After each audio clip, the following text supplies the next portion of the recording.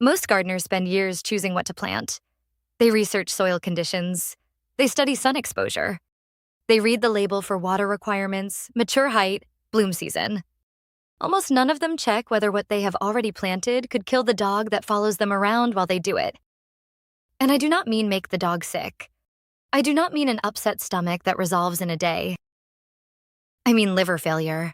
I mean cardiac arrest. I mean a plant that is so toxic to dogs that a single seed, one seed, carries a mortality rate of 50 to 75% in confirmed cases.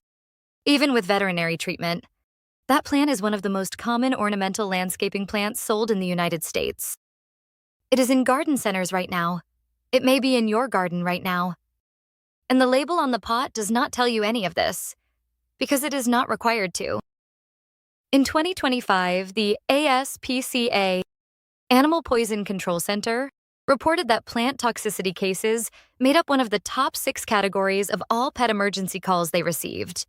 Thousands of calls in a single year. Most of them from gardeners who had no idea what they had planted. This is a gardening video. It is about 3 plants that belong in every gardener's knowledge base. Not because of what they offer the garden, but because of what they do to the animals that live in it. Stay with me, because the third plant is the one that surprises almost every experienced gardener who hears about it. And it is probably growing in more gardens than either of the first 2. Let's go. Here is the gap in gardening knowledge that nobody talks about. When you buy a plant at a garden center, the label tells you the sun requirements, the watering needs, the mature height, the soil preference. It does not tell you whether the plant is toxic to the animals living on your land. That information is not required on the label.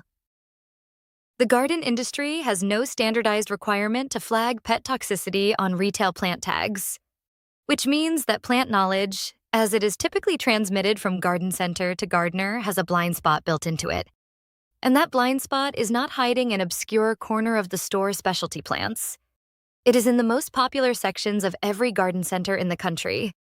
The tropical plant display, the ornamental shrubs aisle, the seasonal bulb section, the foundation planting area outside most home improvement stores. Every gardener who has built a garden they are proud of, who has chosen plants thoughtfully, who tends their beds carefully, who knows their growing zone and their soil pH, may have that blind spot sitting in their border right now without knowing it. Because plant knowledge and pet safety knowledge are almost never taught together. They should be. A well-kept garden is only as good as the knowledge behind it. And complete plant knowledge includes knowing which of your plants are dangerous, not just to pests and disease, but to the living things that share the space you have built. That is what the next few minutes are going to give you. 3 plants, 3 entries in the gardener's knowledge base that most gardening guides, most garden centers, and most landscaping resources leave out entirely. Let's look at them. Plant number 1, sago palm, Cycas revoluta.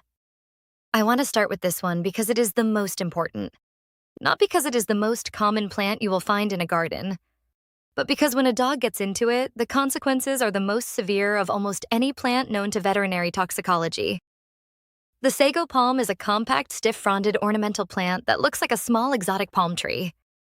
It is popular in landscaping across warm climate states, Florida, Georgia, Texas, California, and it is sold as a decorative houseplant and bonsai specimen across the entire country. It does not look threatening. It looks like a tropical accent piece. And that is exactly the problem.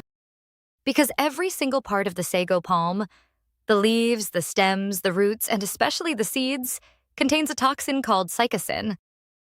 And cycacin is a liver-destroying compound. Not potentially liver-damaging. Actively, rapidly, catastrophically, liver-destroying.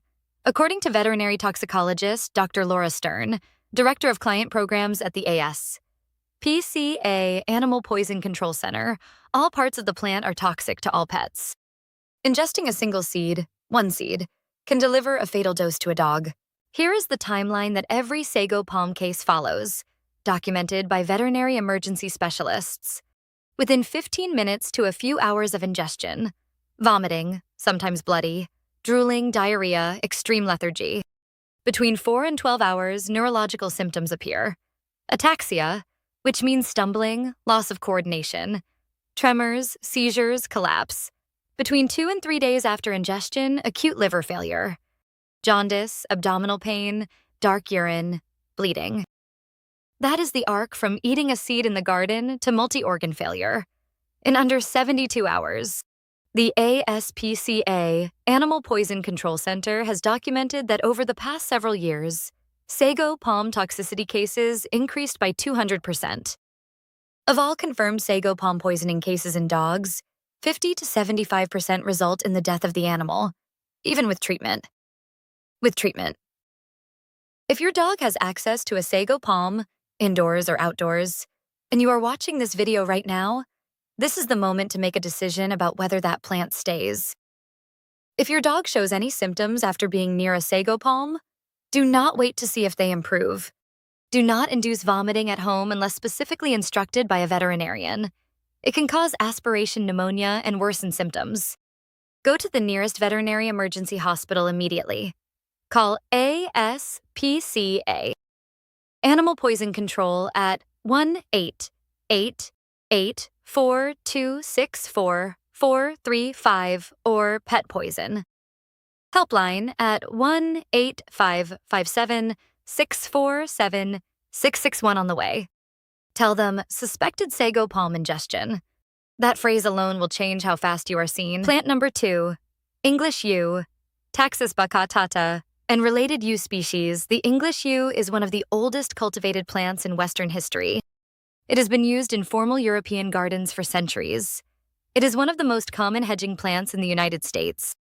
It is used in foundation plantings around homes, as privacy screens, and as ornamental specimen shrubs in parks and residential landscapes.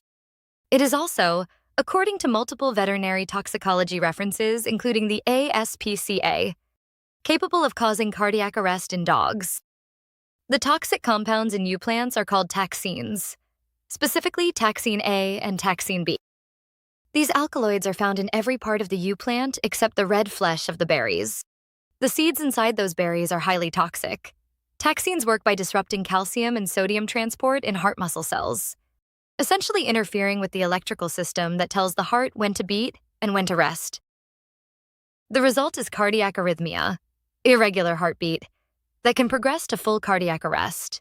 What makes yew particularly dangerous from a practical standpoint is the speed of the toxin's action. Dogs that have ingested yew can collapse suddenly. The cardiac effects can develop within hours of ingestion. In some reported cases, sudden death has occurred with no preceding warning signs beyond brief lethargy. Additionally, the needle-like leaves of yew do not lose their toxicity when they dry. Fallen leaves on the ground, clippings left after pruning, branches that have been cut and left near the plant, all remain toxic. Dogs walking through an area where yew has been trimmed and the clippings left on the ground are at risk from what appears to be just a pile of dry garden debris. Symptoms of yew ingestion in dogs: trembling, loss of coordination, difficulty breathing, slow heart rate, collapse, cardiac arrest. Onset can be rapid. What to do? Call the ASPCA, Animal Poison Control Center, at 1-888-4264-435 immediately and go directly to a veterinary emergency hospital. Time is the critical factor with yew toxicity. There is no antidote. Treatment is supportive and aimed at managing cardiac effects. If you have yew in your landscaping and a dog, fence the plants off so the dog cannot access any part of them, including fallen material, or discuss removal with a landscaper. Plant number 3, autumn crocus, Colchicum autumnale, the one that shocks most owners. This is the one. This is the plant I mentioned at the beginning of this video, the one that shocks almost every dog owner when they hear about it. Not because autumn crocus is a dramatic, exotic, or obviously dangerous-looking plant, but because of what it looks like. And what it looks like is a crocus. A pretty, small, purple to pink flowering bulb plant that appears in autumn, is sold widely in garden centers as a seasonal planting, and is completely indistinguishable at a glance from the spring crocus, which is also on toxic plant lists, but causes only mild GI upset and is considered significantly less dangerous. Most people who have an autumn crocus in their garden do not know they have an autumn crocus. They know they have a crocus. They think all crocuses are equally mild. They are not. Autumn crocus contains a compound called colchicine, a highly toxic alkaloid originally derived from this plant that has pharmaceutical applications in gout treatment, but at the doses available in the plant itself, functions as a severe multisystem poison. According to the ASPCA, autumn crocus toxicity can cause severe stomach upset, heart arrhythmias, low blood pressure, liver failure, kidney failure, bone marrow suppression, which affects the body's ability to produce blood cells, and abnormal bleeding. This is not the profile of a plant that causes an upset stomach and resolves at home. This is the profile of a plant that can cause multiple organ systems to fail simultaneously. And the cruelest part of colchicine poisoning is its timing. In some cases, the first symptoms appear immediately after ingestion: vomiting, bloody diarrhea, drooling. But then, sometimes, those symptoms subside. The dog appears to improve. The owner breathes. And then, days later, sometimes up to 3 days after ingestion, the secondary wave of toxicity arrives. The organ damage that was happening silently underneath the surface of an apparently improving dog becomes acute and life-threatening. This is why the ASPCA describes autumn crocus as extremely toxic and specifies that even small ingestions warrant emergency veterinary evaluation, not a wait-and-see approach. If you have any crocus in your garden, identify the species before your next planting season. Autumn crocus typically flowers in fall, August through October, without leaves present, which is the identifying characteristic that separates it from spring crocus. Spring crocus flowers alongside its leaves. Autumn crocus flowers first, leaves come later. That bare stem flower in autumn is the visual tell. Symptoms of autumn crocus ingestion: drooling, vomiting, possibly bloody, diarrhea, abdominal pain.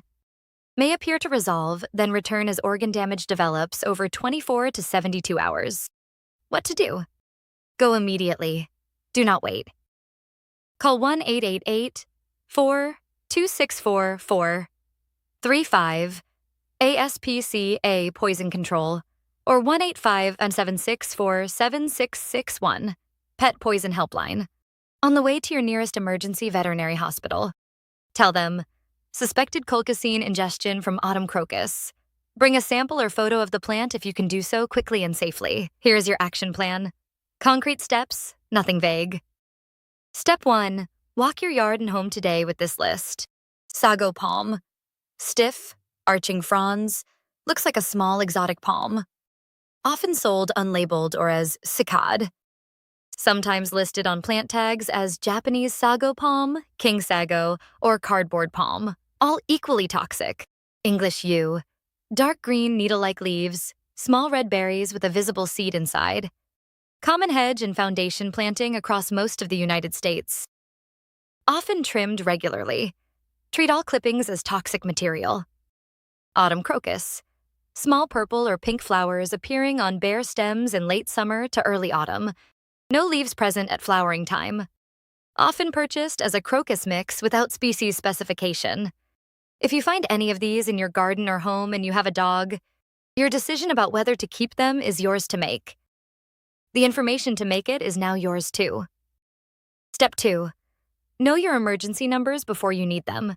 Write these on your refrigerator. Put them in your phone right now before this video ends.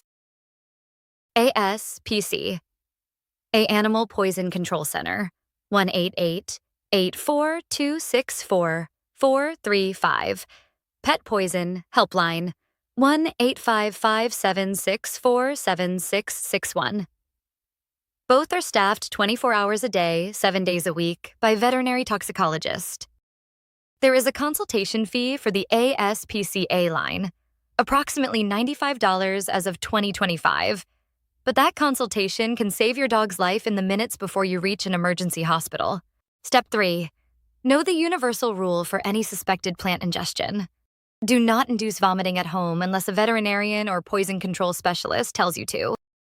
In some plant toxicities, particularly sago palm, home-induced vomiting can cause aspiration pneumonia and make the situation worse. The correct action in almost every case is to call poison control and go directly to an emergency vet, in that order. Step 4. Replace rather than remove.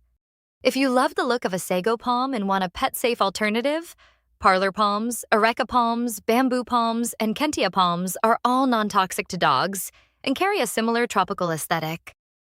The ASPCA maintains a full list of pet-safe plant alternatives at aspca.org, worth bookmarking for every future plant purchase. Step 5. Check before you buy.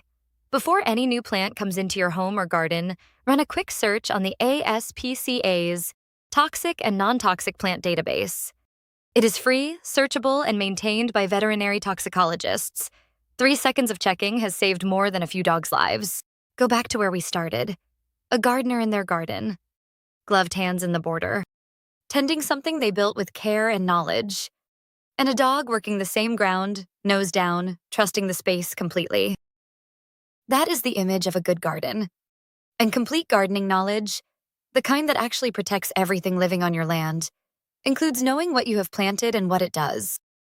Not just to pests, not just to neighboring plants, to the animals that share the space.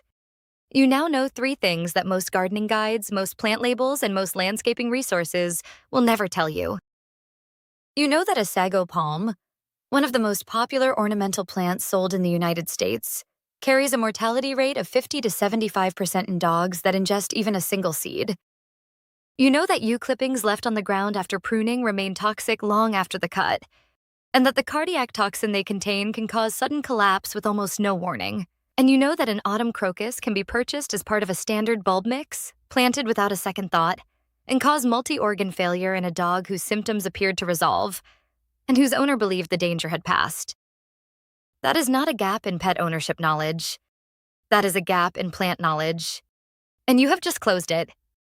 If this video added something to your understanding of the garden you are building, something that belongs in the knowledge base of every serious gardener, hit the like button.